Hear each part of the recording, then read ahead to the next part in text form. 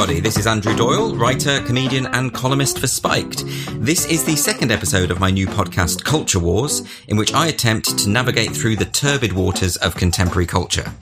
For this particular podcast, I was joined by Helen Pluckrose and James Lindsay. You might be familiar with their work online. Helen is the editor of Aereo magazine. James is the founder of New Discourses, a website which has a particularly helpful woke encyclopedia for anyone who is confused about the jargon of social justice, which, let's face it, is basically everybody. Helen and James have also just written a new book. It's called Cynical Theories, How Activist Scholarship Made Everything About Race, Gender and Identity, and Why This Harms Everybody. It's a book that explores the origins of so many of the problems that we're now facing with this new intolerant, illiberal brand of identity politics that has so much influence in today's society. I think the book is actually very important, and in our conversation today, you'll hopefully see why. So let's crack on. This is Culture Wars with Andrew Doyle, Helen Pluckrose, and James Lindsay. Now, we met last October, didn't we, at a conference in London, which was called Speaking Truth to Social Justice, which was an event organised by Sovereign Nations, which is an organisation run by Michael O'Fallon. And we all gave speeches then about the problems that we perceive with the social justice movement. But in less than a year, I think it's just gone completely crazy. And I don't think any of us could have anticipated that the things we were talking about then would have escalated to such a degree. So I just wanted to get your views on that, Helen and James. Yeah, I mean, it's been escalating. I mean, since we think this kind of phase started about a decade ago, but it's been speeding up since 2015 quite rapidly. But this year, it's just kind of gone. And I think what is underneath it is the coronavirus. I think that was the touch paper. I think it was going to happen at some point, because we've seen it bubbling up in sort of small closed systems like Evergreen and Ravelry knitting and young adult books and all that kind of thing. But then I think with people being so anxious about something they couldn't control, then the needless death of George Floyd, I think it just kind of lit the touch paper of the thing that was going to go at some point and just made it really go. I was going to ask about whether you thought the coronavirus had any kind of impact on all of this, just because, I mean, I should mention straight away that your book, which I think is utterly brilliant, and this book is out very, very soon. It's called Cynical Theories, How Activist Scholarship Made Everything About Race, Gender and Identity, and Why This Harms Everybody. And the reason I want to mention this from the outset is because what this book does is it traces where all of this stuff is coming from, right? And I think that's what's so valuable at the moment. So we've had all this the argument that you're making is this has been really percolating in academia for decades now, for 50 years. And then all of a sudden over the past year, it's exploded into the mainstream. It's been trickling into the mainstream, I'd say, over the past 10 years or so. But there's been this sudden explosion, like you say, which has been the catalyst to which has been the George Floyd death and all of the other cultural and culture war battles that have happened since. But yes, it's interesting to think that actually the coronavirus in itself and the lockdown created the conditions through which this could have exploded. Do you have any thoughts on that? I certainly do. I mean, I've been trying to tell people of course, very popularly, you and I were on the very short list of people when the coronavirus lockdowns began. It became very popular to say, oh, this will end the woke luxury beliefs movement. And you and I were very much opposed to that. No, it's going to make it worse. Never let a good crisis go to waste. Bottle people up and see what happens. And then before that, though, I've been having this kind of ongoing debate about the religiosity of the woke movement. Mm-hmm. And people have been very, I think, astutely identifying that it is, in fact, very religious. And my previous research before I got into any of this social justice nonsense was the underlying psychological reasons and sociological reasons that people turn to religion. And one of those is meaning-making structures. Yeah. So it's very, very popular for people, especially that are right-wing oriented or religiously right-wing oriented, to make the case that we have people desperately searching to make meaning out of their lives where they don't have it because they no longer have traditional religion. And that search for meaning is being satisfied by the social justice movement. And I think there's some truth to this, but I've been also making the argument repeatedly that if you look at the reasons people believe in religions, one of them is to grasp control out of an uncontrollable situation.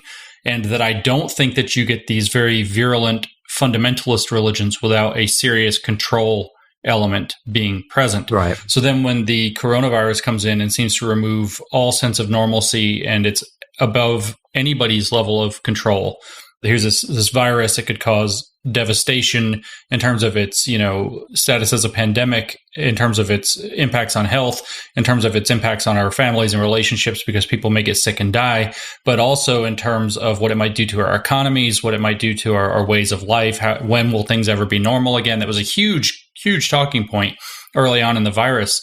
Will things ever go back to normal? Is having to do everything by Zoom the new normal? And I thought it was all a bit overblown, but clearly many people did not. And so the element where people feel out of control and are now grasping for control meshes with that underlying desperation that you see in fundamentalist religion to exert control over an uncontrollable world. So I think that the psychosocial aspect of understanding it in a religious context clearly implicates the coronavirus in making this so volatile this year. I mean, I suppose it is worth adding, although it is fair to say that some of the excesses of the social justice ideology since the death of George Floyd and since the Black Lives Matter protests have been extreme, that is not to say that there wasn't a purpose for people to protest, that police brutality is a problem, racism is a problem, that kind of thing. So, sure.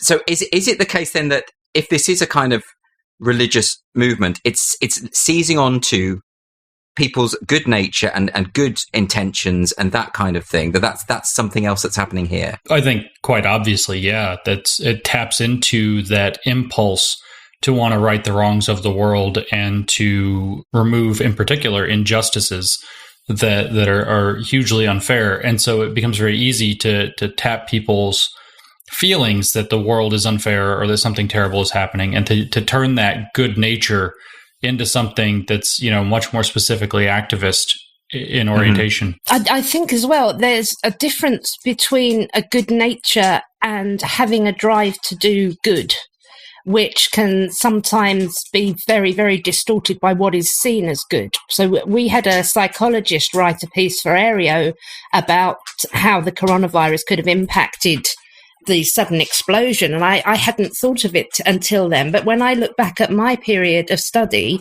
we had the late medieval period. Now, there was anti-Semitism bubbling away. There were small sort of enclosed attacks all over Europe because of it. But when the Black Death hit, this was when we had the sudden pogroms. There was suddenly things were out of control. There was something evil. There was something bad. It needed to be rooted out of society. And that, I think, is the drive to do good, which has got distorted by a really harmful understanding of an ideology. Well, I think that explains why so many people have got on board with it. But I think that actually the sort of, I suppose, the ringleaders of the activist groups, I mean, they've been looking for this opportunity for a long time. I don't think it's the case that they have necessarily been radicalized by what's been going on. I think they've just been waiting. I note that a lot of the materials that came out in the wake of the protests seem to be pre-prepared, that these things have been sort of waiting and ready to go and well-funded, I might add. But anyway, it's interesting with the two of you working together as well, because, of course, you have a different perspective in all sorts of ways. Of course, Helen, you're in London, and James, you're in Tennessee. There is a big difference, I think, between the English and American perspective on what's going on. I don't know if you'd agree with that, or if you have any thoughts on that. I mean, I think that there's such a difference. I think Helen may speak a little bit more poignantly about it, as I've heard her vent frustration about how much Americanism has been imported to your quaint little island over there. Oh, vent away. Please do. Please. Yeah, no. Tell us what you mean by that, Helen. Just use the opportunity to bash the Americans. Okay. Thank you. Where's my flag? Hold on. Yeah, don't tread on me. Yeah. Go on, tell us what you think. I think, Jim and I are writing together, and we're looking at the same political sort of ideology, but we're looking at it in different contexts. But really, British conservatives and American conservatives are really poles apart. There's not much you can compare with them. But when it comes down to the social justice left, it really is almost entirely an American phenomenon. And this is when you see things like critical race theory, which grew in a very specific context of America, in which Black people were first enslaved, then were very much second-class citizens. These two populations living together with different accesses to everything. And then it's trying to be imposed on the UK, and it's not working. And this is where I've seen this ridiculous argument happen, where there was a black Brit telling a friend of mine who's South Asian that she needs to understand that anti-blackness is the big thing and that she is privileged by being Asian.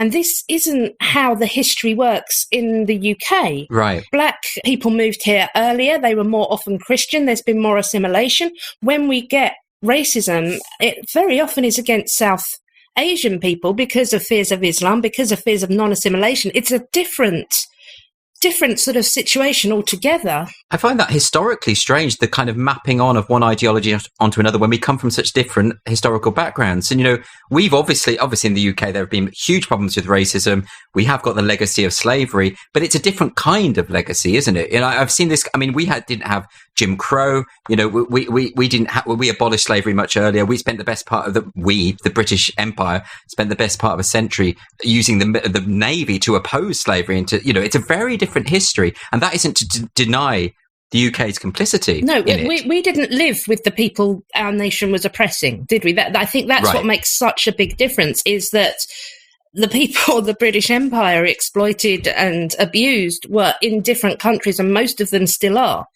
So we've got a situation in America where there's two communities that just haven't been united at all, and then that just continues. But, you know, I don't want to give the impression that I'm saying, oh, this whole mess is American. It isn't. Critical race theory certainly is, but things like post-colonial theory, there's a very British branch of that as well, and I'm afraid we are largely responsible for disability studies and fat studies. So it's not. Is that right? Oh yes, I'm sorry, but yes. Okay. So maybe we should help people understand. I mean, there's all these branches that your book goes through very, very clearly, the various branches of postmodernism that have emerged in recent years. And these are things like, you say, disability studies, fat studies, queer theory, gender studies, third wave feminism, or what we might call intersectional feminism. So all of these things that have emerged. Now, disability studies and fat studies, I mean, when I read your chapter on that, it just strikes me as so bizarre, because they really are denying science and privileging this idea of identity over reality. And, you know, I don't understand where they're coming from there. Can you maybe try and give them, maybe play devil's advocate and defend their position for me? Okay, so what we're looking at really is a sort of Foucauldian idea here. Right. So we've gone back, historically, you know, people have been considered disordered. If they're left-handed, they were considered disordered, particularly if they were gay. This was realised to be a problem. There's a history, particularly in the 19th century, of medicalising, pathologising things that don't need to be pathologized. There was sort of no recognition of neurological atypicality or anything. It was always, you get these lovely diagnoses like imbecile or idiot or something. So there is this biopower, this sort of medical discourse which has had an oppressive effect. Right. So I think the queer theorists, when they have made this argument, that's where they have a strongest one. When they say homosexuality was seen as a heinous sin, then it was seen as a disorder, then we're into the some people are gay, get over it. This really is a rapid change. But when they try, which I'm afraid they do, to then look at things like obesity in the same way, that's when we come up against a real problem. And we see this in fat studies a lot. They're trying to make the connection with homosexuality, which was medicalized, and obesity. Oh. So I can totally get on board with what, the World Health Organization had homosexuality on its list of official mental disorders up until the early 90s, right? So, and I can get on board with this idea that that's obviously something you address. But look, if you eat a lot and don't move very much, you're going to get fat and you'll have health problems, right? That's a reality that might be uncomfortable for some people, particularly people who like to eat a lot. But, denying that doesn't really help overweight people, does it? As you see, the problem is the objective truth. The objective truth is that being gay doesn't actually cause any harm to anybody. Being obese does. It shortens your life. Right, okay. I mean, I don't know about gay not causing harm. If you ask some of my ex-boyfriends, I might disagree. But this is the point, is that actually there's something you say in your book, which is that fat activism, I'm going to read this quote to you, actually, I've written it down. Fat activism could have a valuable role to play in society if it could counter discrimination and prejudice against obese people and provide a support network without descending into radical social constructivism, paranoia, and science denial. And I think that's such a good point that actually no one wants to stigmatize people who are of different sizes. And of course it's wrong when people do that, but pretending that there is no health risk with obesity it strikes me as the opposite of what it should be, insofar as it's not helping the very people it purports to help. James, I don't know if you've got any thoughts about this from your perspective. Well, I mean, I agree with what we just covered about the fat studies. I think that that's actually the one defensible point is that, you know, we don't want to do stigmatization of people based on size. We do want to care about their health. We do want to be able to state objective facts. And I think to be honest, I think that's the only, the thing you quoted from us is just about the only defensible thing in fat studies. Disability studies is actually more defensible, and therefore it's a little bit crazier that it's gone so far off the rails because that grew out of the social model of disability. So previous to that, we had this idea that disability is something that's, you know, say you're missing a limb or you can't hear or you're blind or something like this. And so something is not working correctly with your body, therefore you have a disability that prevents you from being able to interact with the world. And we see that as an individual problem that you have that, you know, you're going to have to deal with, and kind of there's a little bit of too bad attached to that. And then we move into this idea, this medical model of disability, where we see it very much in terms of, oh, well, maybe we can find ways to help the blind see. Maybe we can find ways to help the deaf hear. Maybe we can come up with prosthetic limbs that can correct for the fact that you've lost an arm or a leg or whatever it happens to be. And so then you add in this third dimension, which I think started in roughly 1980 with a guy, Michael Oliver, on your island, who wanted to talk. Our island. Your island. You said that in such a sneering way, James. Well, that's a Peterism that we've all adopted now. We also refer to Australia as an island. By Peterism, I presume you mean Peter Boghossian. Yes, that's a Peterism. I should clarify for the people who are listening. Yes, we should also clarify yet again, because I get asked all the time about his antics. I am not my Peter's keeper. Just let's get that straight. So I don't want to interrupt your train of thought. Finish your train of thought, and then I'll come back. I'll come back to the evils of Peter Boghossian. Yeah, well, we can get back to those at length, I'm sure. So the social model of disability actually, to some degree, makes a lot of sense. The claim, if we put it in the most defensible way that I can think of, is that societies that can afford it really should go out of their way to create accessibility so that disability has the least amount of impact on people who suffer them. And that paying for things like handicap parking spaces, accessibility ramps, elevators, you know, closed captioning for the hearing impaired, and the various features that we have in cities where if you press the button to cross the street, it makes a sound, not just lights, so that the blind are able to know what's going on. Those tracks and sidewalks where you can feel under your feet where the sidewalk is and where it turns. That's all super valuable. And almost everybody agrees with increasing within reasonability and cost handicap access. I think this is a very non-controversial point, and that there is some social responsibility when a society can afford to take those steps, that they should do so.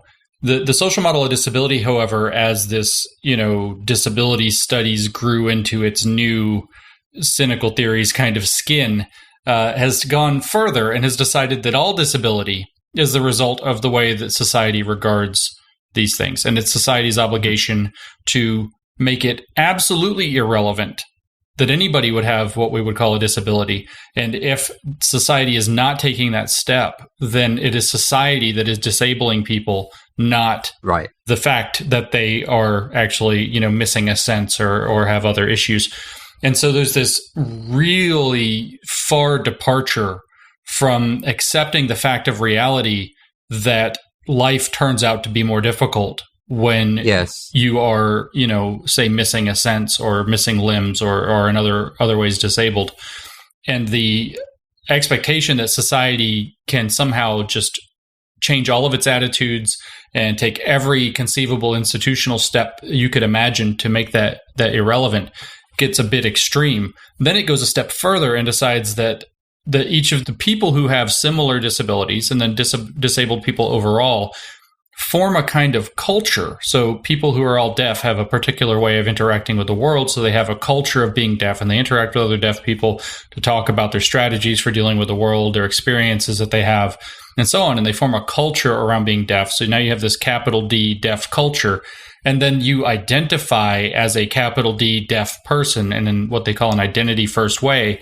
And then that gets taken to such an extreme that if there were, with the deeper level activists within this movement, if we were to suddenly invent some medical intervention with, say, nanotechnology or whatever, that we were able to cure all deafness where nobody is hearing impaired in any way whatsoever, that would erase that culture from the world and prevent people from being able to identify with capital D deaf culture, which then constitutes a capital D deaf genocide, even though all of these people would still exist and actually have gained hearing. So in other words, what you're saying is if you accept a hearing aid, you're an identity traitor to the deaf cause, right? Is that what you mean? That's what I'm saying, yeah. So disability studies is a really interesting case because it's very easily graspable how this transition to paying attention to these issues as social issues makes a lot of sense. And then all of a sudden, and that we should take steps that are genuinely classifiable as equity, spending money and outsized resources to minimize the impacts of these problems for certain populations that has little or no benefit for other people. This is an equity program. And people can get on board with this very easily and understand why, because the physical impediments are actually there and that has no bearing on somebody's character or value as a person. And then it goes into this like warp speed insanity view where it's all about identity politics and we can say, okay, deaf identity, I get it, kind of, it makes sense, or even I get it totally, it makes sense, fine, whatever. But then you start having people that are forming communities of like mental illness identity. And so now your obligation is to try to lean into being schizophrenic or try to lean into being depressed or lean into being anxious. As an anxious person, I am this, I am that. We have a case we track in the book where we talk about a woman who may or may not actually be autistic. She diagnosed herself, who then describes how she literally pretends to be autistic visibly in public in order to draw attention to the fact for other people that she's autistic in case they don't know. And yes, I remember you were saying she uses gestures with her arms she flaps. Flaps her arms, yes. I think you may have just misgendered them, by the way, but carry on. Oh, have I? I apologize. Yeah, this is Lydia XY Brown. Yep. Okay. I think goes by they. I think it is they, that's right. Lydia is a plural then. Yeah. Okay. That's right. Okay, fine. You're listening to Culture Wars with Andrew Doyle. If you're enjoying the podcast, please make sure you subscribe so you never miss an episode. You can subscribe to the podcast on all the major apps, including iTunes, Spotify, Google Play, Stitcher, and more. And if your provider allows you to, then why not give Culture Wars a rating and a review while you're there? It would really help other listeners to find us. Now, back to the show. Okay, so can I ask, given that there is such a thing as reality, okay? Now, and this reminds me of something that you said in your speech at the Sovereign Nations event that I mentioned earlier, James.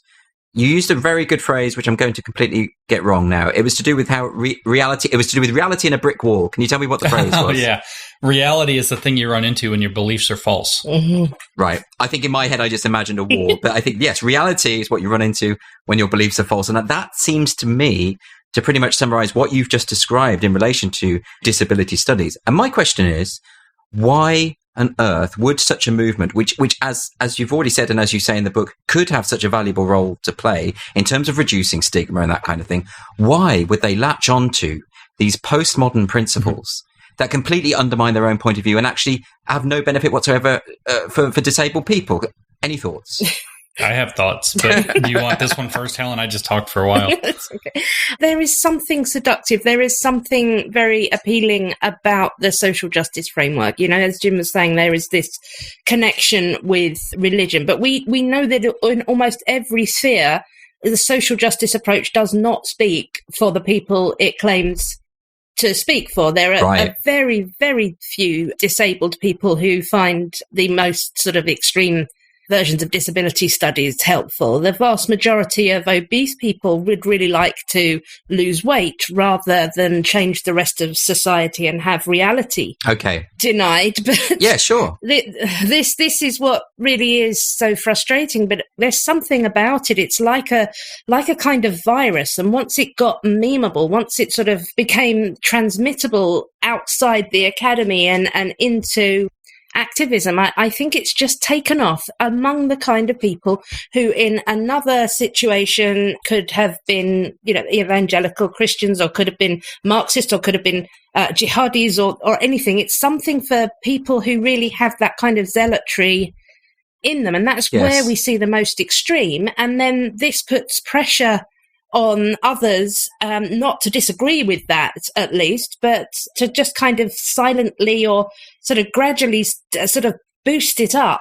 But although I think that the most extreme really probably are quite a tiny minority, but there's so many others who will give lip service to it and think that this is morally good in some way. And I think particularly the problem is that minority that you describe have somehow found themselves in such positions of cultural power and influence.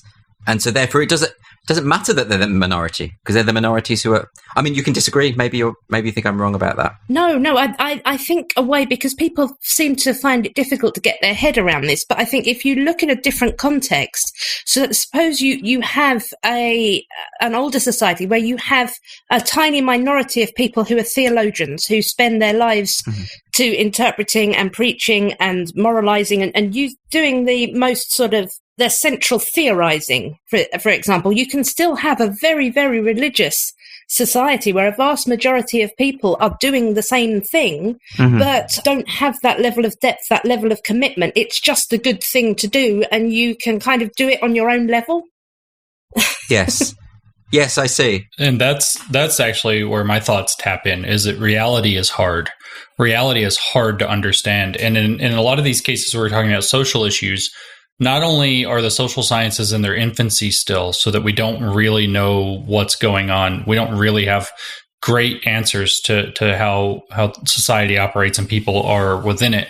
In addition, sometimes it's just not a good answer. So if you look, for example, at the specific issue of rape, it's actually very difficult to prosecute all rapes. And in fact, I don't think it's possible. So you now have due process of law in direct tension with a clear problem that plays out in a social context, and a strong desire to be able to control that social context in order to get rid of the problem that the law cannot get rid of. Because every single case that comes down to a difference of interpretation and word, the so-called he said, she said, with no other evidence, is going to be extraordinarily difficult to prosecute. And then if you have a presumption of innocence, the rapist will very, very frequently get away with it, because getting to a bar of evidence that would result in a prosecution is just not always going to be possible. So this creates a real problem in the world, where you could say this even in terms of disability, though. You have disabled people struggling. There's only so much anybody can do.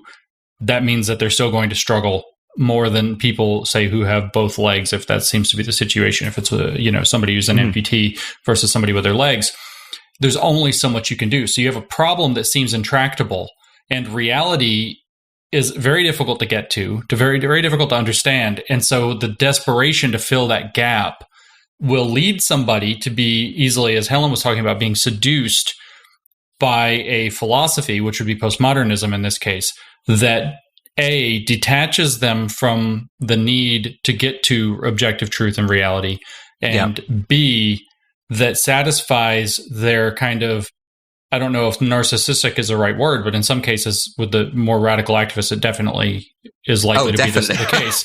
I think narcissism is perfect. There's a reason that a lot of people end up calling it me studies. Right. It makes the person special. I was even seeing a person on Twitter the other day who I respect, who's in the detransition situation. So formerly trans, now detransitioning, and talking openly, which is kind of astonishing in the present moment, about how all of this made her special, and now she's just a regular old white girl again, and there's nothing special about her identity. Amazing. So that thing where all of a sudden you get special status. I'm a depressed person, pay attention to me.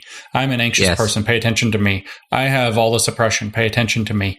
That is very satisfying to be able to seduce people who aren't certain in their identities, who aren't confident in their identities, and who definitely are comfortable, whether for good reasons or bad reasons. When I say good, I mean the normal human failings. When I say bad, I mean the greedy, careerist, exploitative types wanting to take advantage of the situation that there is a natural moral currency around oppression and victimhood.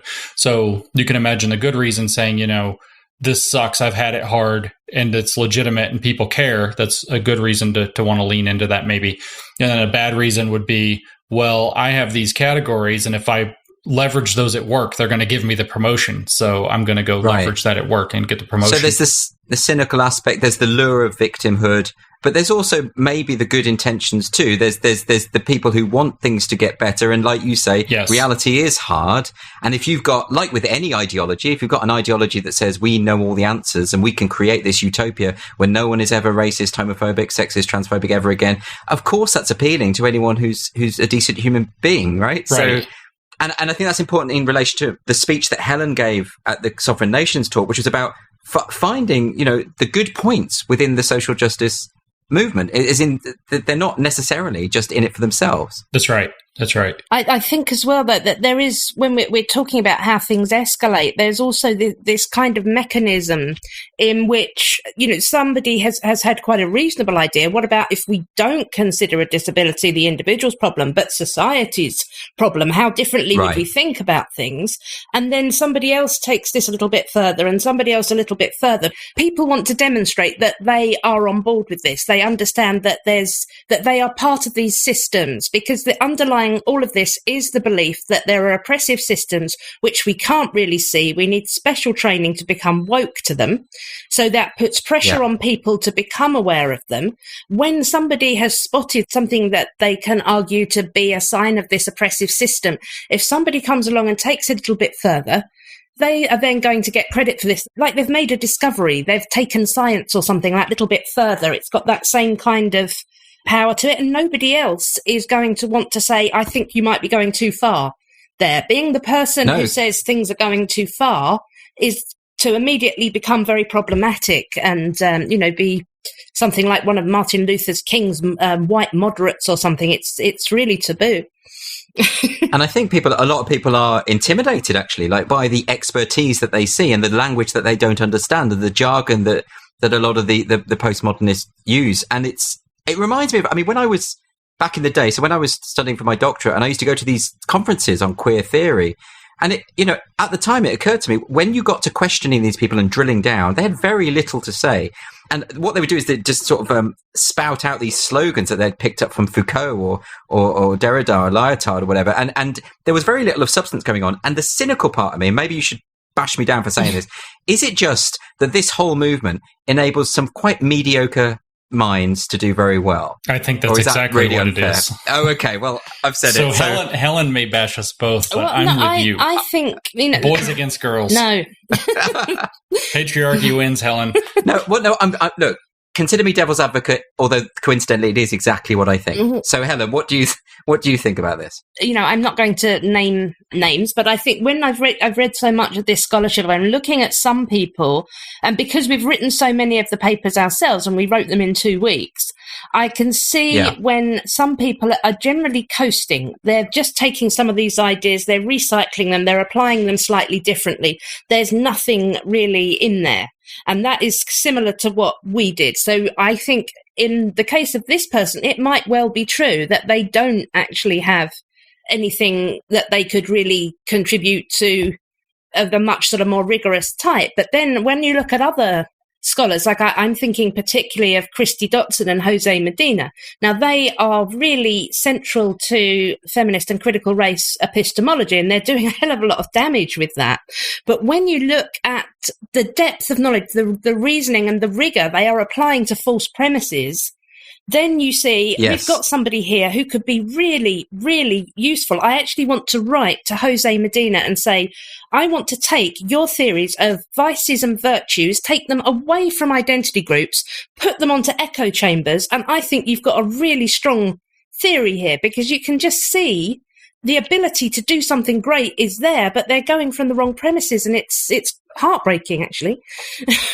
Yeah, I'm sure there's a lot of wasted talent within this whole area. I was being deliberately mean there. I actually don't fully think that. Although I'll I do tell remember you in private the ones it's okay for you to be that way about, because I'm pretty sure I know who they are. You know, I'm just sort of partly basing this on one particular talk I heard by someone who was trying to deconstruct the notion of objective beauty, and I couldn't help thinking, well, yeah, but you look like a gargoyle, and you probably haven't had sex for 20 years, so you have a vested interest in doing that. Sorry, I know that's mean, but it's the thought that occurred, and I would be being dishonest if I didn't share it. Anyway, I'm not naming names, so it's not a problem. I think at this point it's very important for us to, because we've alluded to it a few times, but let's talk about the Grievance studies hoaxes. Now, yourself, so Helen James and Peter Boghossian submitted a number of fake articles to a number of prominent academic journals.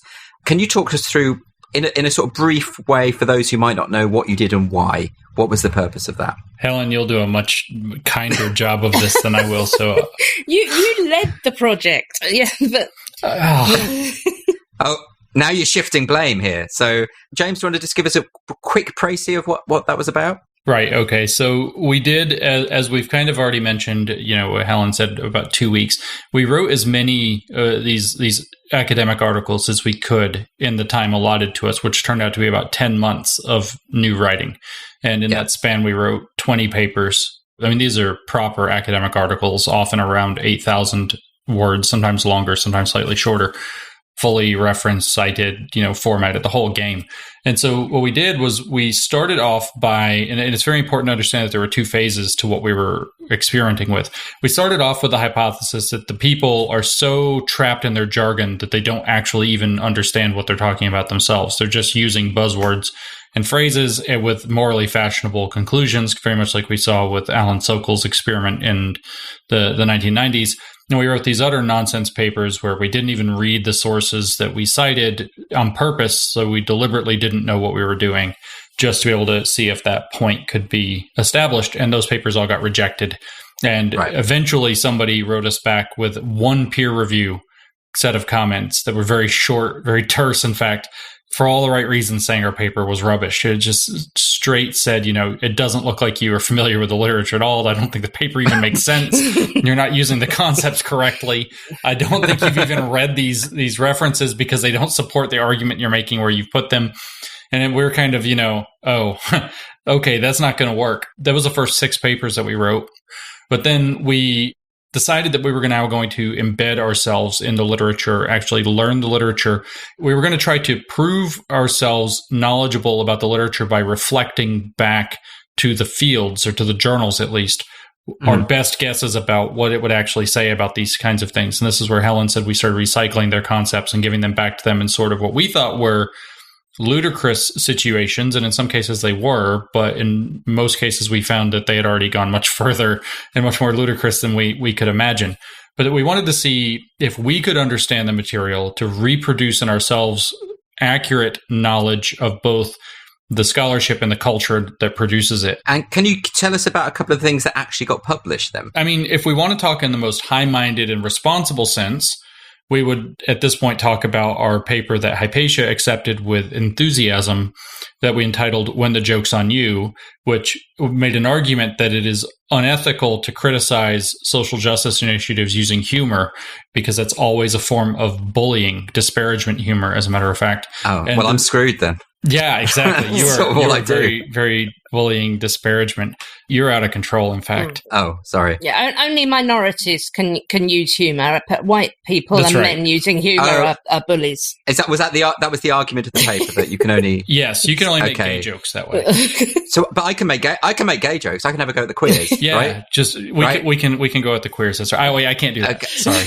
You just need to perform fellatio once or twice, and that gives you license, right? Yeah, it's it's easy. Yeah, it's the one blowjob rule. Yeah, it's fine. Poor Helen. Tut. Sorry, Helen. Tut. So no, we did though. We actually very deeply understood the epistemological arguments. Yes, and we wrote this paper saying that you cannot use humor against social justice. You can only use humor for social justice. And in fact, then we said that the project we were doing ourselves, something that would be academic hoaxes, would be an example of a very extreme example of using the wrong kind of humor. So we criticized our own project in the midst of our project, submitted it to Hypatia with the title "When the Joke's on You" and got them to accept it. That's astonishing. Yeah. That's absolutely astonishing. It sounds to me as well that the argument you're presenting that, comedy should be a vehicle for social justice rather than a critique of it. It sounds like that's been leaked to the BBC and has now been adopted as their main policy. But anyway, yeah, we call it post-humor. You also had a paper, didn't you, where you translated a chapter of Mein Kampf into the language of intersectional feminist theory? That's right. Yeah, our struggle. I didn't dream that, did I? You did not dream that, and it was it was accepted by a feminist social work journal. Of social work is. I suppose the reason I mentioned, and this was with Peter Boghossian as well, who's the person that you were slagging off earlier, but in an affectionate way. So I think we should talk people through this. Is the reasons why you were doing this, and I think a lot of people get very confused because I've read your book and I've read a lot of this, and I was immersed in this stuff a long time ago. So I'm comfortable with the idea of what postmodernism is. I can't even say the fucking word. What postmodernism is, and I think the problem though is that when a lot of people hear these terms, they switch off, right? And this is one of the reasons why I think your book is so important, because firstly, it's accessible. I think any intelligent reader can read that book and get a firm grasp of what we're dealing with here. But I just think most people switch off automatically. So could you just explain? And it's very difficult because in terms of the word postmodernism, people have used it in different disciplines in different ways. Whether you come from a literary criticism background or architecture or whatever, it's meant different things to different people. Even people who've been labelled as postmodernists have denied the label and said it's a problematic label. People like Judith Butler, I think, has rejected the label. So can you explain in a really simplistic way what the hell it is? What we are looking at, because as you point out, postmodernism covers an awful lot of things. We're not concerned about postmodernism in art, for example. This is completely morally neutral. But when we're looking at the understanding of the world that's underlying everything that's happening right now, if we're looking at a world view which believes that knowledge is a construct of language which works in the service of power, and that certain discourses, certain ways of talking about things get legitimated as knowledge and then are spoken about on all levels of society, perpetuating systems of oppression, and nobody can even see these systems of oppression because they just feel like they're normal. These have got their roots in postmodern concepts of knowledge. So what you're talking about, so in the book, you very helpfully describe this as two principles. Yes. So you talk about the postmodern knowledge principle, which is the idea of knowledge as a social construct, and the postmodern political principle, which is that society is basically a system of power and privilege. And of course, this all feeds into what a lot of the social justice activists are saying, which is that power is everything. Everyone is complicit. There's this grid of power this nebulous grid of power that controls absolutely everything. We're all complicit. And the only people who are able to resolve this or remedy it are those who've been trained in critical race theory and that kind of thing. And they are uniquely qualified to do so. So am I getting that right? Just to clarify for people. Yes, that's right. That's the system. It's much more simple than it appears at first. I mean, the one people will probably be most familiar with is the concept of whiteness, where it's understood that white people cannot help but be racist. They've internalized all these hidden messages which tell them that white people are superior, that people of color are inferior, and that they don't even know that they think like this explicitly, but it can be seen if you know how to look for it. And so people of color are meant to have a better ability to see this, unless they don't, in which case they are then accused of having been socialized into this and be blind to it as well. It's really very useful that they have started to use the word woke. Yes. Because that really does describe what they think is happening here, this kind of enlightenment that they believe has come upon people, which you can earn by studying really, really hard and listening to people of colour and trans people who are saying the right things. It's a much more solid concept now that we can get at. Michel Foucault, who really is the epitome of these ideas, he is the source. There's a lot more from Derrida and Lyotard and other people as well. But Foucault, really, if you had a good grasp of him, you would understand how what we're seeing now from people like Robin DiAngelo works. And I think that's why this matters, because a lot of people aren't familiar with Michel Foucault and a lot of people aren't familiar with the idea of the postmodern. But what they are familiar with is the idea of their HR departments coming in one day and saying, we're going to teach you about unconscious bias, implicit bias, why white people are all privileged, white people are racist. And by the way, why didn't you read this book called White Fragility by Robin DiAngelo? And it's creating a lot of resentment amongst a lot of normal people who don't know all this background, but they do know that they're being told that they're inherently privileged when they might have no money, and they're being told that they're inherently prejudiced when they might not have ever thought anything negative about a person of color in their life.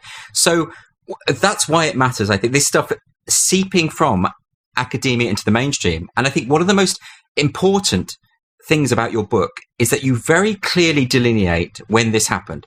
So you make this distinction between postmodernism, which originated with the French post-structuralist theorists like Foucault and Derrida and the likes, and you talk about this thing called applied postmodernism. You talk about how postmodernism changed from being just about ideas and theorizing. You know, Foucault and the likes weren't interested in activism or changing the world through they were speculative, right?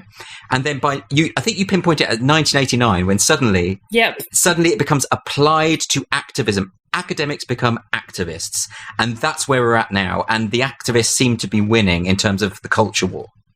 Am I right? Yeah, that's correct. There was a dramatic shift that occurred right around 1989, where you suddenly had, if we wanted to boil it down to a single insight that changed the world, you had a number of activists who've been kind of orbiting around this insight for a decade or so, playing with postmodern ideas, thinking postmodern theory is very useful, especially in criticism, literary criticism, and even social criticism. And they've kind of been floating around this one insight, and finally it crystallizes. And maybe we can give it to Kimberly Crenshaw, who is the co-founder of what's now called critical race theory and the founder of intersectionality.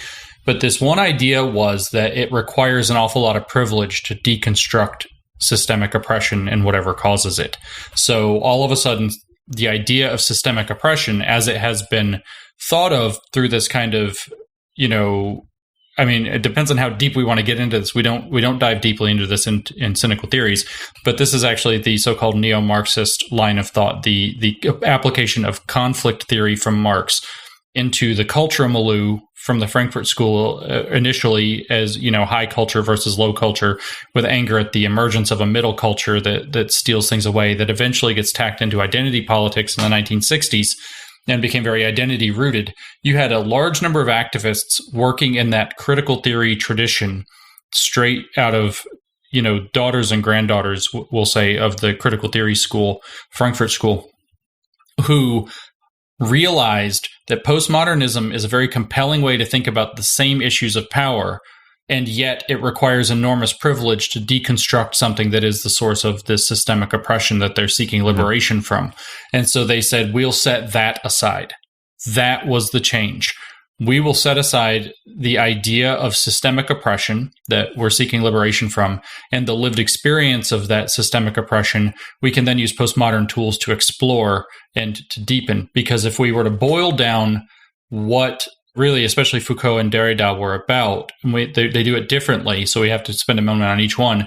Derrida first. Derrida's main contention was that language is something like a self-contained system, meaning of one word can only be made sense of in terms of its relationship to other words. So if we want to understand a word like dog, we have to understand its relationship to words like animal. We have to understand its relationship to words like plant, being not animal. We have to understand its relationship to words like bark or wagging tail, or things that dogs do. We have to understand it in relationship to cats, animals that are similar to but different than dogs. So we have this web of meaning, and the meaning of each word is infinitely deferred. So there is no meaning that attaches to reality anywhere. You can't say dog and point to a dog, and that's the connection. Derrida's point was that meaning is all trapped within language. Therefore, the only thing that is a real experience is that which cannot be expressed in language, which therefore means the immediate experience that you're having in your life. So there's this pullback away from abstraction as an arbiter of meaning and into the lived experience. And Foucault had a very similar kind of approach to this. His belief was much more interested in the relationship between knowledge and power. Foucault's idea was that knowledge and power are inextricably interlinked. They're basically, in fact, they are identical. They are the same thing. And because he felt that way about knowledge and power, he saw that a truth claim, say if I make a truth claim, it might be true in reality or it might be false. But whether or not it's true or false is irrelevant to the point that a political decision is what had to be made, or some series of political decisions had to be made in order for us to conclude that it's true or false. So if I make a truth claim, it might be true, it might be false, but his exact idea was that misses the point. And the point is that this is political in nature. And so because it's political in nature, you now can be cynical about the reasons that a truth claim is being held up as true when people claim that it's true at all. And so now, again, you have to retreat away from this idea that we can get to some objective status of truth because everything is going to be political. And then what's left is that experience. And much of, especially where we got talking about queer theory a bit ago, much of what queer theory imported from Foucault was his ideas about how this limited, as he phrased it, the potentialities of being. Hi, it's Fraser Myers here from Spiked. I produce Culture Wars along with all of Spiked's other podcasts. I hope you're enjoying the show so far. I know it's early days, but if you think this might be a show that's worth supporting, then the best way to do that is to make a donation to Spiked. Even something as little as £5 per month is hugely appreciated and can make an enormous difference to our work. Your donations help us to keep going and growing so we can keep providing you with new, exciting and ambitious content. If you'd like to make a donation, it's really easy. All you need to do is go to spiked-online.com and hit the donate button in the top right corner. That's spiked-online.com and hit the donate button. Now, back to Culture Wars with Andrew Doyle. So all of these ideas that you're just outlining from Derrida and Foucault, I think to most people, it straight away alienates them, I think. Right. But I think the important thing, which is very clear from that very clear outline that you just gave, is that we can see the echoes of that within modern discourse. Right. Because we hear people talking about we should look for new ways of knowing, not rely on the scientific method. We hear people talk about lived experience, what we used to call anecdotal evidence, but apparently now lived experience is something. We hear the skepticism about power structures. Everyone has now heard from major politicians, major corporations, the idea of systemic racism. And I think what's very important is that they understand where this comes from. So what happened is this creates a whole new epistemology, right? So in epistemology, a theory of knowledge, in essence, has to have two pieces. It has to have a means of forwarding propositions that's considered somewhat legitimate, and it has to have a means of criticizing propositions so that you can whittle away bad ideas or invalid ideas, we'll say. And so what we actually have is that postmodernism provided lived experience, meaning the lived experience of oppressive power, as the positive aspect of epistemology, the valid way to assert a claim about knowledge. And then when we switch to applied postmodernism, what you now have is the negative aspect of epistemology. How do you cut down a bad idea is by identifying that it's problematic. And problematic means that it somehow upholds, reproduces, legitimizes. They always list these words with like an obscene number of terms that all mean the same thing with commas between them. Systemic oppression, where systemic oppression means that which prevented the Marxist revolution basically by making the culture not want it, by making people content and happy. Where people, I think, are confused is we can all think of examples of racist systems. Like Jim Crow, for instance, would be an obvious example. So we can all think of where that's the case.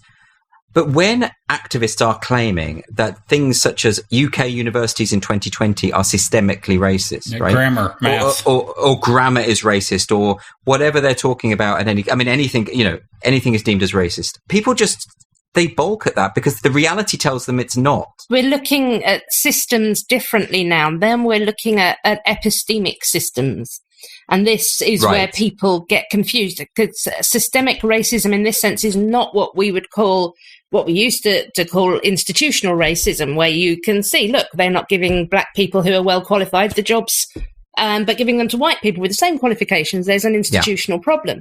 But they are looking at a whole system. And because they've begun with their conclusion that white people naturally feel superior, for example, that they think of black people in all these negative ways, then they're looking for the evidence of that in more and more tortuous ways. I mean, I think that the worst one I have ever seen was when it claimed that complimenting a black speaker on her eloquence was a microaggression. Can you talk us through that? Why is that? Why is that not just a lovely thing to say? Because there's the underlying belief that white people think black people are stupid and uneducated. So you would only be saying to a black person, "You speak so eloquently," if you are surprised by this. But what if you would say that to a white person too, if they had spoken eloquently? Well, it doesn't matter if you think you would have done that. They know that the system is there. So we've got Daryl Sue Wing, right, and he created this idea of microaggressions. And he says this very clearly because he, who I think is an East Asian man, and an African-American colleague were asked to move on a plane. Now, he said that he believed the reason they were asked to do this was because they were not white. So they were considered the ones who should be expected to move around. Now, the air hostess said that wasn't the case, that there's a system that they use, and that whoever had been sitting there, they would have asked them to move to balance out the plane. Daryl Wing Sue says she has missed the point completely because it doesn't actually matter what her intentions were. He experienced it as racist, and she needs to apologise, realise that that could happen, and take it in and do better. Not be fragile, not be defensive. Doesn't matter what you meant. You needed to have realised. Isn't that terrifying? That's terrifying. The idea that intention doesn't matter anymore. Intention surely is at the heart of racism. Yeah, I don't know how you could have an aggression which isn't an action coming from somebody. You know, there can be thoughtless comments, certainly. Yes, of course. And that they might reveal something. If somebody who is black and lives in Ireland, for example, is often asked, "Where do you come from?" and their friends aren't, they might actually start to feel a bit like, do I not really belong here? They could think that. They could say that. But when we get to this level of microaggressions where you're so sure that prejudice is there, you have to read them into things which you could really have taken at face value in a positive way. Well, I think the biggest example of this, and the one that a lot of people are being confronted with at the moment, I've got this here, is White Fragility by Robin DiAngelo. And the reason I mention this book specifically, because I know you've both written about it, but also it's found its way into school curricula. I've got teacher friends who are contacting me saying, we've been told to read this book. Now, I've read this bloody thing twice. It doesn't get any better on a second reading. No. It is a terrible book. And I think one of the phrases you just said, Helen, which I think is really important, is when you talked about they're starting from their conclusions first, which is the opposite of the scientific method. They're going in with confirmation bias and looking for things that just determine their existing worldview. And she has decided, Robin DiAngelo, I should explain to people, a white academic who is hired by corporations, get paid an extortion amount, at $12,000 an hour or something, to basically berate the white employees for their privilege. And the whole thesis of White Fragility is that all white people are racist.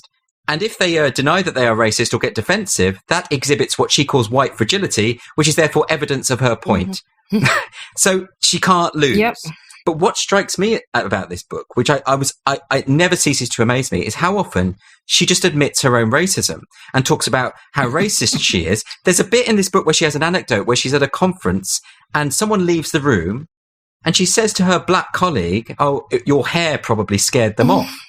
And then she says, "Oh, well, and then I had to really rethink about whether I was racist." I'm thinking, yeah. You are. What the fuck is wrong with you?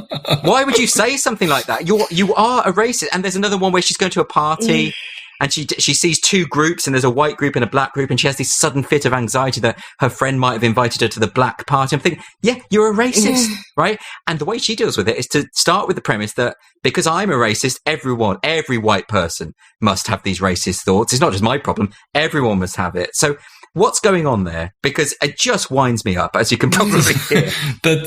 I think you put your finger right on what's going on there. In fact, I like to, one of my favorite things to do is to take people like Robin DiAngelo very much at face value. I just take the words that they say, read the words that they write, and believe them. It's a very radical thing that I've done a number of times. But, you know, this fits within other theorists. We could talk about Barbara Applebaum, who preceded DiAngelo with her book about white complicity that was called Being White, Being Good. We can talk about Alison Bailey, who's basically obsessed about the same topics ever since DiAngelo's paper came out in 2011. A lot of people don't know there was a paper by the same title 7 years before the book came out. I mean, she's written so many things about white talk, aversive racism. These papers are astonishing to behold. Like, she sits there, like, this is the white talk paper, I think it's 2015 or something. Allison Bailey just spends the first several pages just about how she gibbers when she talks around black people to try to make it sound like she's not racist, but she knows she's hiding her own racism. And then there's this book that came out but from Shannon Sullivan, who's not some fringe character, called, and I'm a little bit messed up because I apparently saw a second edition of it, and I thought it was much more recent than it is, but I think it came out the first time in 2014, called Good White People. And so these all have the same thesis. They say, all of these people say the same thing over and over again. As D'Angelo phrases it, she defines as a white liberal or a white progressive, somebody who believes that they get it, somebody who thinks that that they're not racist or that they're less racist. And then she says these people, in her opinion, do the most daily damage to people of color. This is near the end where she says that there's no such thing as a positive white identity. And what I have finally concluded is I think they actually discovered something. I think that these theorists actually discovered that a lot of white progressives have never actually reckoned with race in a serious way because they just thought they were on the right side of it all. And they actually are still almost as racist as they were in the 1950s. And they just haven't dealt with it. And they're trying to figure out how to deal with it and having a conniption fit and then blaming everybody but themselves for it. And in particular, conservatives who have, because they've been called racist every day, often for good reasons, but not always for good reasons, for decades now, have actually had to reckon with race in a mature way. And then people like ourselves, who generally consider ourselves, somewhere left of center. I think you do too, Andrew. Yes, I do. Yeah. So, but we're normal people. We actually dealt with it as well for ourselves. We've actually reckoned with these things that they say everybody needs to reckon with and nobody does. But it's just them. It's just these people who have been like kind of virtue signaling that have never done it, and they've uncovered their own racism. I don't want to engage in cod psychology or anything, but she just says it so explicitly. I'm over not, and over. I'm not ascribing racism to her. She does it to herself. Have you seen her paper about the racial cray-cray and the white neurosis?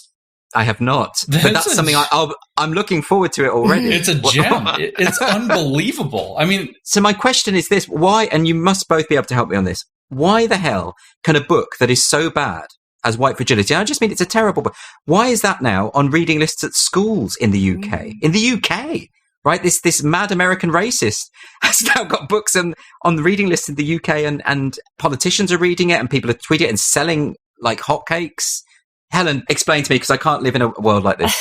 I think we have allowed this to become the anti-racist approach. And I think the reason that we have allowed this to happen is because the existing approach has been liberal for so long that we have never had to articulate why it is better to think of people as individuals, why it is better to think in terms of shared humanity, why we shouldn't judge people by their immutable characteristics, because that just seems like what being a decent person is about.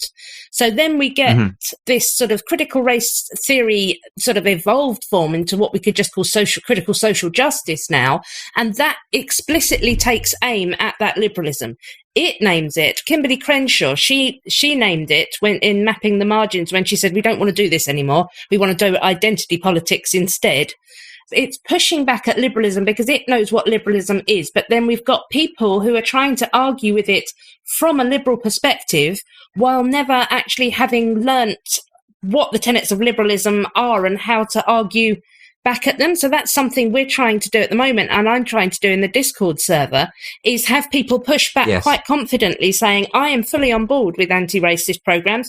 I wish to be able to continue to think of people as individuals and to consistently not discriminate by any race, gender or sexuality. I want to be allowed to be considered to have my own mind and to have the ability to evaluate ideas, to do this internally and not to have to share these thoughts with anybody else or have my brain trained. And these kind of really basic liberal tenets, but because people don't know, they just keep saying, this is mad, this is hypocritical, this is unfair. And we need to give people tools to say why it's wrong. Wow. And you're sounding terribly compassionate and humanistic there. What a missed opportunity that was. But I mean, No, but this is good because so many people I hear criticizing you guys are convinced that the reason you want to deconstruct critical race theory and social justice is because you're evil Nazi racists who want, that's what I thought you should be saying. That would have been more expected. James, let's do it. Come on, James. You have been invited on this podcast already to bash the Americans, and did you ever just drop the ball? Did you ever just drop the ball? This is America's fault. That's why this is mainstream. Oh, really? Because it didn't mainstream. There are all these papers from the late 90s or even after the Black Lives Matter movement started in 2013, 14, and exploded in 15. It still didn't get like this. But something has happened since 2015. That is, once you bring it up that way, a big red elephant in the room, and his name is Orange Man. Orange Man. Who you mean? Yeah, there's some orange person. But at any rate, this was an inexplicable event, right, to most of the world. The election of Donald Trump as president of the United States in 2016 seemed to be an utterly inexplicable event. When I say inexplicable, I mean people had literal, existential crises around that it happened. They had cognitive dissonance so severe that people are still literally in therapy over that this happened at all. Yes. More than that, every single poll, every single media outlet, everything in the world, short of everybody thought Scott Adams was just crazy, because he is, everybody else was saying Hillary Clinton has this probably in a landslide. The game was like, how many state landslide is she going to have this in the bag? Yeah. And then he wins. So you now have this situation in which a tremendous amount of aporia has happened. A lot of people are now desperate for an explanation. Well, critical race theory has already started to trickle out into the world, in particular critical race theory, through the Black Lives Matter movement, especially after the Ferguson, Missouri situation in 2014, then going into 2015, it really got the tenets of critical race theory started to go out into the world. Maybe our society is a lot more racist than we thought. Look at the police. Maybe it's a lot more racist than we thought. And so all of a sudden you have this theory sitting there, well developed from its cocoon in the academy, that says racism is the ordinary state of affairs, not aberrational in American society. And that explains the election. Is that what you're saying? People hide their racism behind a mask. It is a system that everybody participates in, and they just wear a mask. And then you have literally a situation where people were not putting signs up in their yards that they were going to vote for Trump. The polls are all wrong, like it was hidden. Critical race theory's biggest vindication ever came with the idea that secretly racist America, for racist reasons, which was the mainstream narrative around the situation, whether it's true or not. I, in fact, think it's false. I don't think Donald Trump's a racist. I think Donald Trump's is a fucking psychopath. And I mean that clinically, and being a psychopath means he will act in a racist way when it's to his benefit. He'll act in a non-racist way when it's to his benefit. He'll act in an anti-racist way when it's to his benefit. I don't think he has any consistent moral framework. No, I don't think consistency is one of his strong suits, is it? Let's be honest. His psychopathy is being misread as racism, and then the realities of the so-called Southern strategy and so on that have dominated the media about the Republican Party for so long, and especially Southern Republicans for so long, was able to inject a strong narrative that secret racism had finally manifested and bubbled out into society. And so we now have a country that's so full of secret racists that they would elect Donald Trump. And here's this ready-made explanation that literal paranoid cynical lunatics have been manufacturing for decades. Well, they were making the claim before, and then they said that the election of Donald Trump was vindication of their thesis, right? That's right. That's the problem. That's right. So this is all America's fault.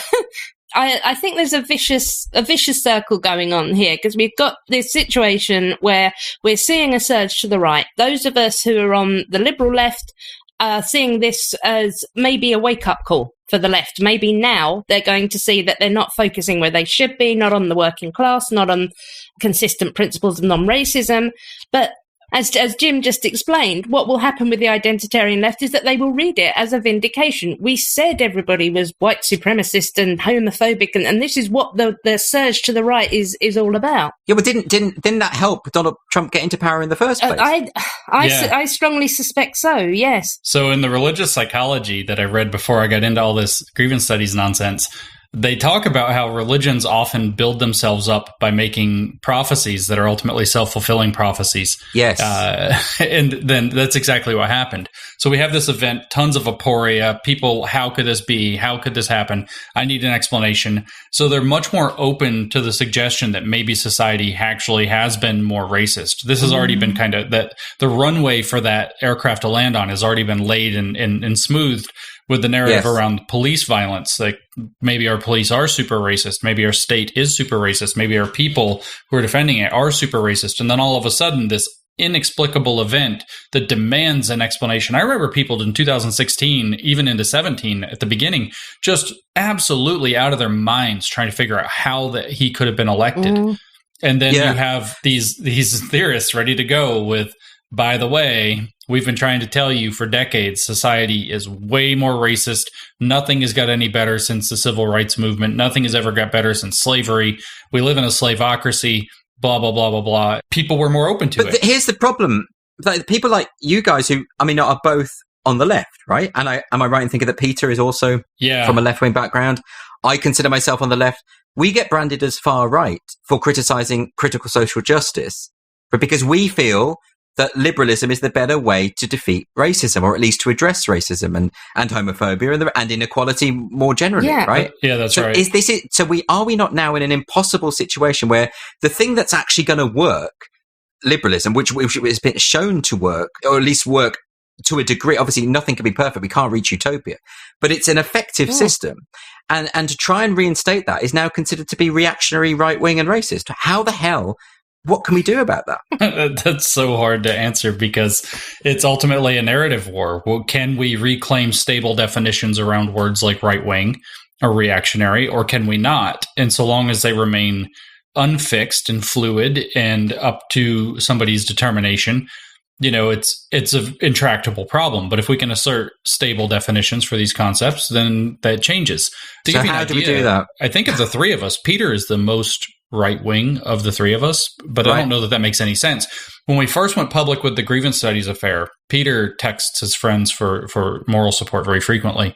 I remember that he had sent it to somebody, somebody had actually texted him and said, this article came out about you, calling you guys right-wing extremists. We were all in the car together. Do you remember this, Helen? And his friend said, you're about as right-wing as kale salad. I just heard that, like, the got just etched into my mind. We're like riding around in his Toyota Prius in Portland, Oregon, and you're about as right wing as kale salad. And it's like, this is the most absurd thing. So it doesn't mean anything. If you can be right wing extremist, then what does that even mean anymore? That's the point. Is so, and that's actually the actual big point of the moment that we're in. Is this isn't about left wing and right wing. It isn't even necessarily about liberalism in the specific, because it's like that's too narrow.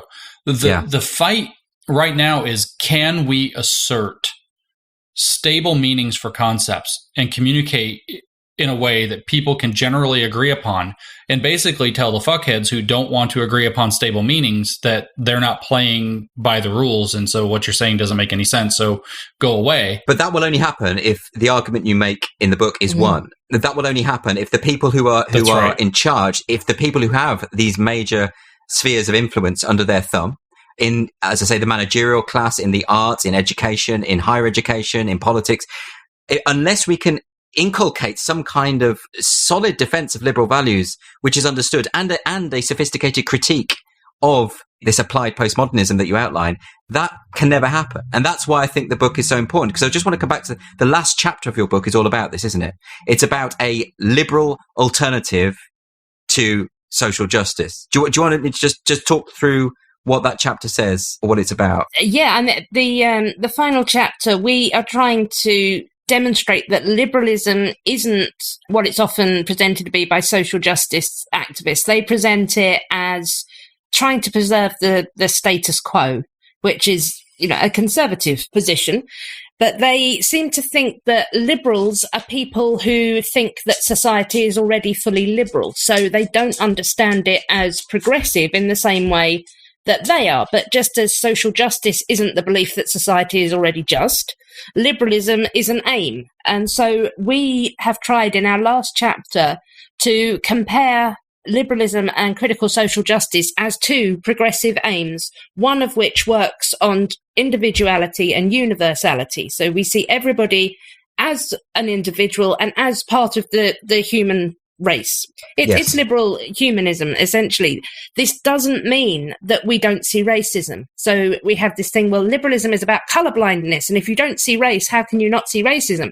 But claiming to be colorblind isn't claiming literally not to see color. It's claiming not to add any significance to color, to oppose anybody who tries to put any significance on colour, to be consistently and in a principled way non-racist. And this works with human nature. We are such reciprocal beings. You know, it's if you treat me well, I will treat you well. We cannot expect an identity politics approach, which is going to put my rights against your rights. I am the oppressed and you are the oppressor in such stark terms. And for that to work with human nature, it's going to, and we see that it does, it raises the worst parts of our nature, our tribal, where we again start associating with people, with groups almost in an arbitrary way. Nicholas Christakis's book, Blueprint, is wonderful for this. He's a liberal humanist, and it thoroughly depressed him when he talked about the number of studies which will show that people put in arbitrary groups based on eye colour or wearing the same colour T-shirt will then develop in-group and out-group loyalties. They will suddenly see the other group as being less morally good, less intelligent. They would see their own group as having virtues they don't. This is really inbred in us. If we want to beat that, we have to go with the liberal humanist thing where we expand the in-group as far as we can. We cannot afford to do this tribalistic thing where we bring it in again. Listen, you two. I'm so thrilled that you've come on this show because I really do want to urge everyone to read your book. And I know I've been banging on about it, but I think for every reading list that has white fragility on it, they should have Cynical Theories by Helen Pluckrose and James Lindsay as well as a counterbalance. We need to hear the liberal view, and we need to hear it defended as eloquently as you two do. So thank you for writing it. Thank you, Andrew. Thank you. And thanks for coming onto the show. Can we just plug where people can find you? Where can people find you? I am far too much on H. Pluckrose on Twitter. But at Aereo magazine as well. And of course, Aereo magazine, which you run. Yeah. And James, you're... I'm much too on at Conceptual James. And I've managed to secure at Conceptual James for most of the other social media platforms, but I'm not very active on those. But I do usually exist there somewhere. My website is newdiscourses.com, and I've got an encyclopedia of social justice terms so you can understand how they think about these that I'm working on. And I actually think, just to emphasize this, so Helen's website, Aereo, and James's website, New Discourses, together offer a really great resource to try and understand and navigate this stuff. And I would urge people to go to those sites and check them out. So thank you both. It's been lovely to chat. And to you. Yes, Thanks for having us on.